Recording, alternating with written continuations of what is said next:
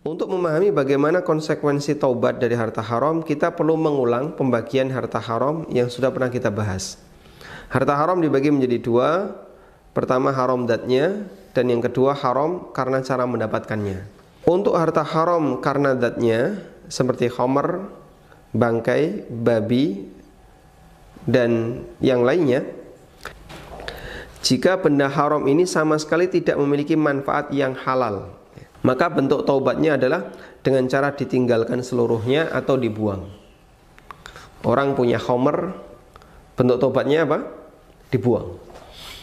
Orang punya daging babi, bentuk taubatnya dibuang. Dr. Yusuf Asy-Syubaili hafizahullah menyebutkan, al-muharramu lidzatihi la tasihhu taubatu minhu illa biitlafihi au izalati naf'ihil muharram. Benda haram zatnya tidak sah taubatnya kecuali dengan membuangnya atau menghilangkan sisi manfaat haramnya. Ya.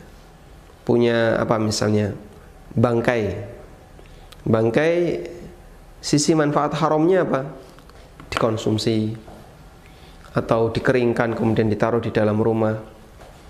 Kenapa kok ini termasuk sisi manfaat haram?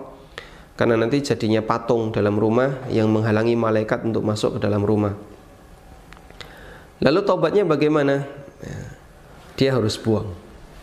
Dia harus buang bangkai itu. Boleh nggak dimanfaatkan untuk sesuatu yang halal? Boleh, misalnya dipakai untuk pupuk.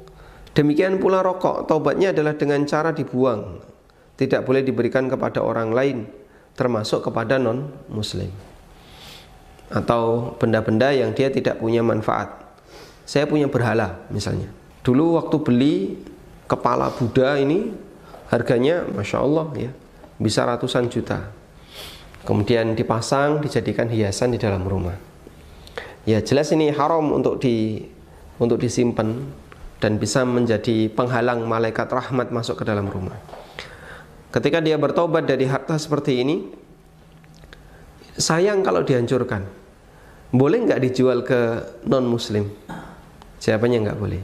Karena ketika itu dijual kepada non-muslim, berarti dia membantu orang lain untuk melakukan sesuatu yang terlarang. Yang boleh gimana? Dihancurkan. Karena dia tidak punya manfaat yang mubah. Berbeda dengan benda yang masih memiliki manfaat yang mubah, seperti bangkai. Para ulama menjelaskan, bagian bangkai yang tidak najis boleh dimanfaatkan, seperti bulunya, tanduknya, kukunya. Karena itu dalam Islam kulit bangkai yang telah disamak bisa dimanfaatkan, karena kulit bangkai yang telah disamak berubah menjadi suci. Sebagaimana sabda Nabi SAW yang diriwayatkan oleh Muslim, idza dubighal ihabu faqad tahura. Selanjutnya ulama berbeda pendapat apakah bagian yang najis ini bisa dimanfaatkan. Yang dimaksud bagian yang najis di sini adalah bagian bangkai yang basah, seperti lemaknya atau organ dalamnya.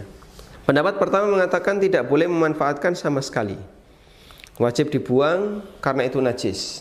Dan ini merupakan pendapat Hambali, salah satu pendapat dalam mazhab Syafi'iyah, dan pendapat yang masyhur dalam Malikiyah.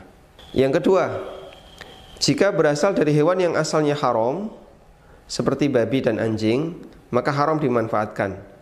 Bangkai dari hewan yang halal dimakan, seperti kambing, lemaknya bisa dimanfaatkan, dan ini pendapat Syafi'iyah.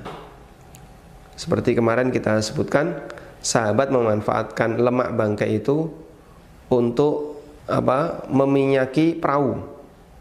Mekah dengan laut kan tidak jauh, sehingga sebagian sahabat ada yang profesinya nelayan. Nah, permukaan perahu dikasih lemak agar nanti semakin adhesif dengan air sehingga tidak kemasukan air perahunya.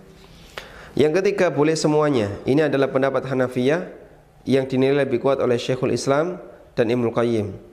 Karena yang dilarang adalah melakukan jual beli dengan benda ini dan bukan memanfaatkannya. Bangkai ayam seringkali sebagian orang ditaruh di kolam lele, kemudian dijadikan sebagai pakan ikan lele. Nah, ini ada tiga pendapat ulama. Ada yang mengatakan terlarang secara mutlak, ada yang mengatakan boleh jika hewannya halal dimakan andaikan dia disembelih secara syar'i. Yang ketiga adalah boleh semuanya, baik bangkai anjing, bangkai babi, boleh dimanfaatkan selama dia tidak diperjualbelikan, namun hanya untuk pemanfaatan yang sifatnya tidak dikonsumsi, seperti ditanam untuk pupuk atau dikasihkan binatang untuk dijadikan makanan, hukumnya diperbolehkan. Wallahu ta'ala alam.